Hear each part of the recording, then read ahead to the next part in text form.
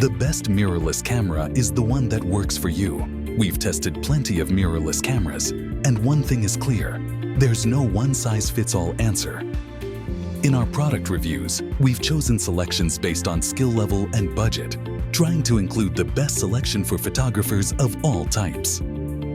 Our guide is designed to give you honest answers in your search for a new mirrorless camera. It takes extensive hands-on time with each model to get a feel for all the factors that make a camera great: how it feels in the hand, how it performs in different settings, and what the resulting images actually look like based on this evaluation. We took an in-depth look at exactly how and why the products are successful in being the best option. So let's start.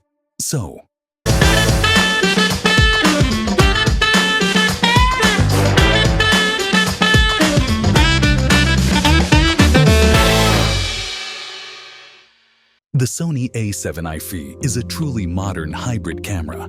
It's overkill for beginners and more expensive than its stills-focused competition. But it's also a versatile workhorse for anyone who wants to shoot a mixture of photos and video.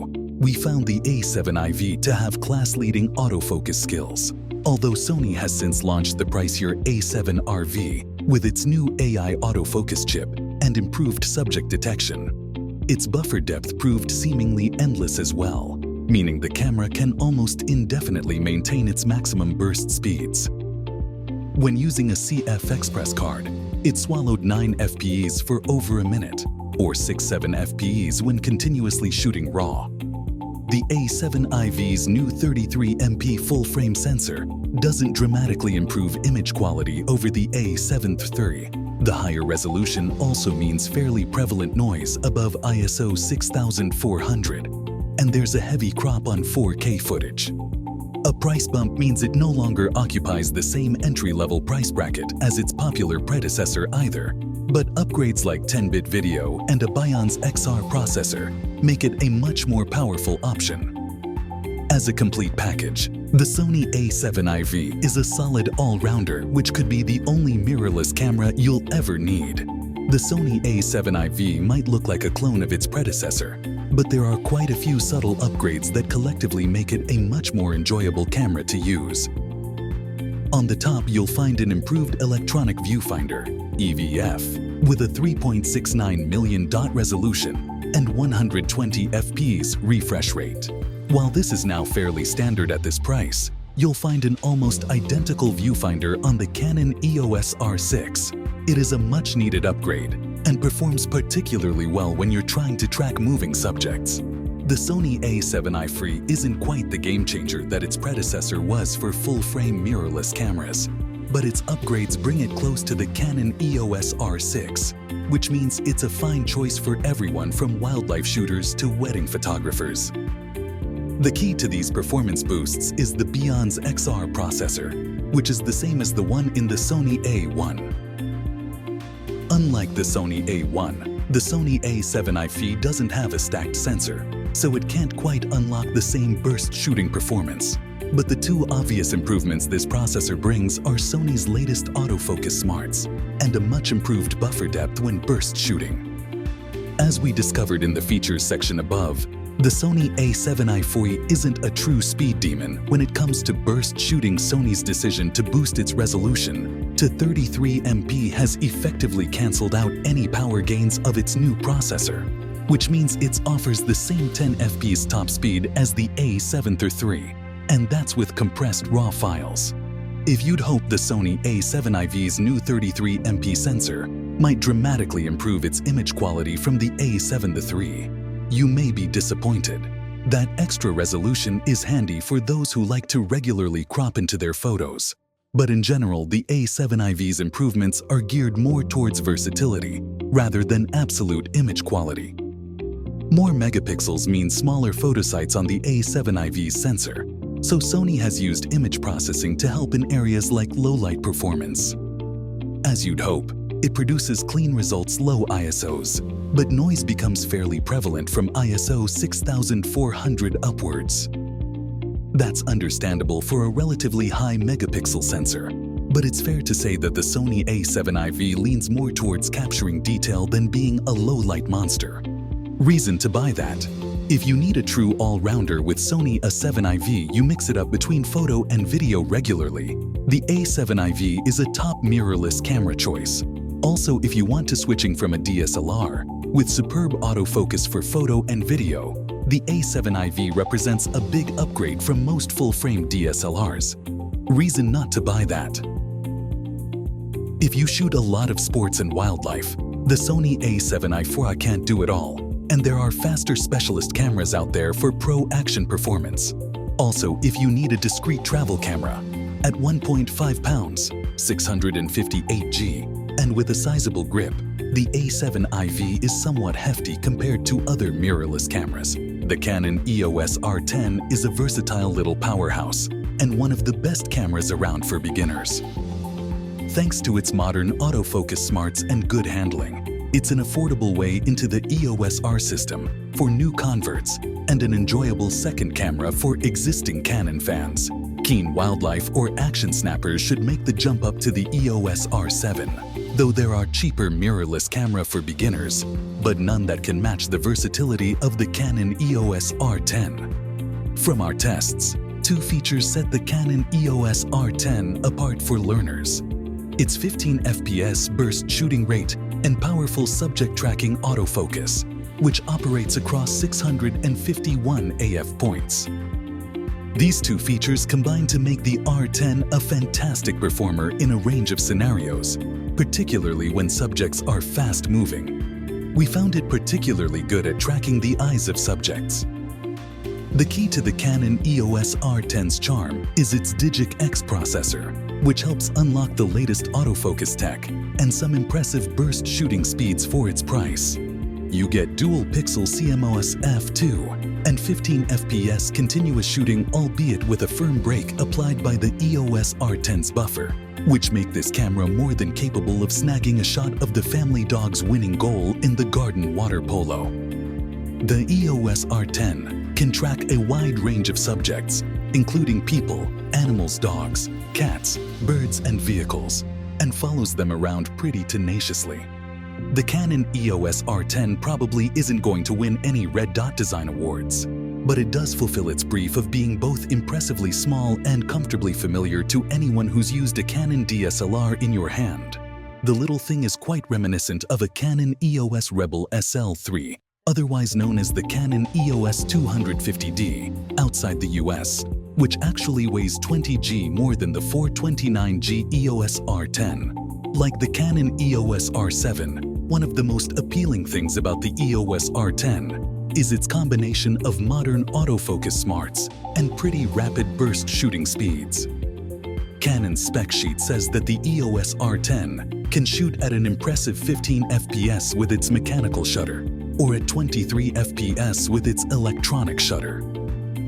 And our tests backed up these claims, even if the camera's buffer couldn't maintain those speeds for as long as the official specs claim switch to the electronic shutter and you're able to briefly hit 23 FPS speeds. There are a couple of reasons why this is best avoided in most situations though. The EOS R10 has a new 2 MP sensor, but this chip isn't backside illuminated BSI. As the name suggests, BSI sensors have their circuitry on the back of the sensor rather than in front of the light-sensitive photosites, which traditionally means they have less noise and better all-round image quality. This could have been a black mark against the EOS R10, but overall we've been impressed with its image quality. Photos look very clean and detailed up to ISO 1600, with pleasing colors and skin tones. Noise starts to become slightly noticeable from ISO 3200, but results are certainly still usable here, and at ISO 6400. It's really only ISO 12800, and above that should be considered emergency options for particularly gloomy situations. Reasons to buy that: compact and lightweight, impressive autofocus smarts, speedy burst mode, and good value. Reasons not to buy that: no in-body image stabilization, cropped 4K/60p video, single card slot, and small viewfinder. At 61 MP, the Sony A7RV has the same class-leading resolution as the A7R before it. But thanks to a new sensor and powerful Beyond's XR processing engine, Our review found that the A7RV is a better camera overall, paired with high-quality optics and up to 8 stops of image stabilization. We found it capable of capturing outstanding detail. We found image quality to be excellent when shooting detailed subjects, making the A7RV a fantastic choice for landscape or studio pros. Its AI-powered real-time recognition AF wasn't foolproof, but it could reliably lock onto a range of subjects, working particularly well with people even in wider scenes.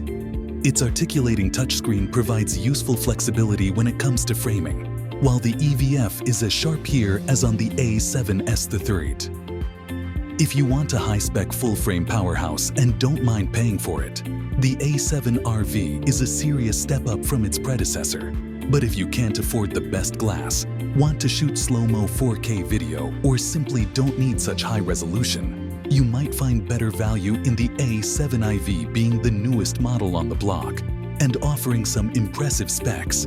The A7RV ultimately has little to worry about, despite not providing the highest performance in all areas. Features include a new 61MP sensor and Beyond's XR processing engine, up to 8 stops of in-body image stabilization, increased burst shooting, and AI-powered subject recognition to improve autofocus. Then there's video capture up to 8K at 24 fps and 4K up to 60 fps.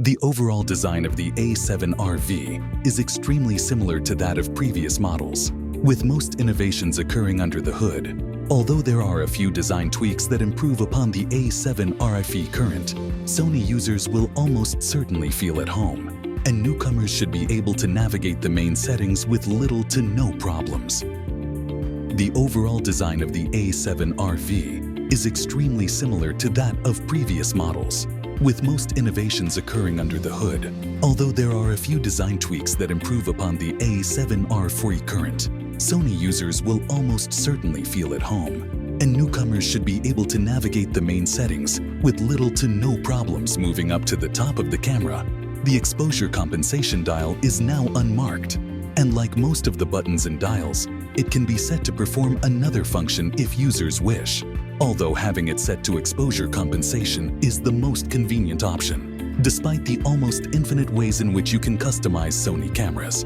While the A7R4 didn't offer a great deal more to entice A7R3 owners to upgrade, the A7RV aims to address the deficiencies of its predecessor and is a much more well-rounded camera overall.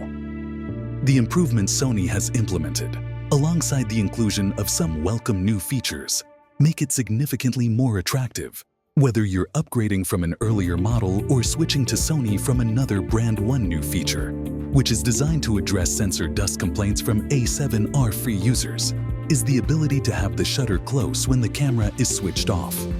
This might work, but after only using the camera for a few weeks, it's impossible to test this claim. Although given that DSLR shutters close after each shot has been taken, and these cameras still suffer from sensor dust, whether it'll be effective is questionable.